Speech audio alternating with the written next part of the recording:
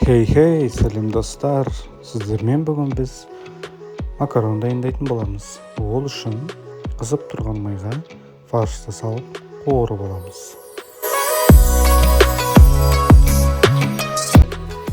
Енді бір бас пиязды алып, қақ ортасынан бөліп, ішіндегі сарысын алып тастап, дөңгелекше етіп турап, қуырылған фаршымыздың үстіне саламыз.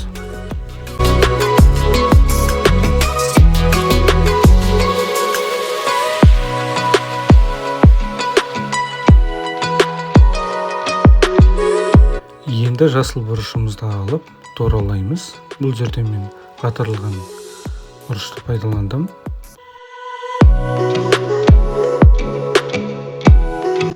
Ендігі кезекте ашық қызыл бұрышымызды туралап, бірге қуыратын боламыз.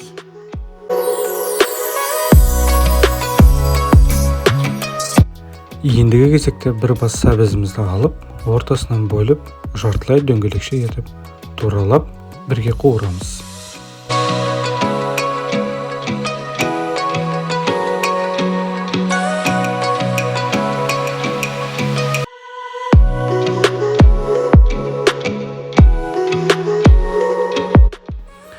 Енді қуырылып жатқан тағамдардың үстіне маги приправасын кішкене сеуіп шығамыз. Ендігі кезекте макаронды салып, бірге араластырып, кішкене 2-3 минут қуыратын боламыз.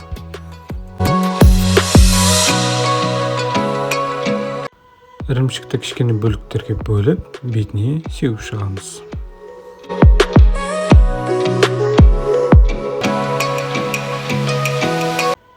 Енді ыссы суды құямыз. Тағы бір айта кететін жайт, ыссы суды толтырмай қойған жақсы. Егерде толтырып қойсаңыздар, онда сіздің макарондарыңыз езіліп піседі. Енді шым-шым тұз. Енді қақпағын жауып, дайын болғанша пісіреміз. Дайын болғаннан кейін қақпағын ашып, қасығымызбен былғап тексеріп қараймыз.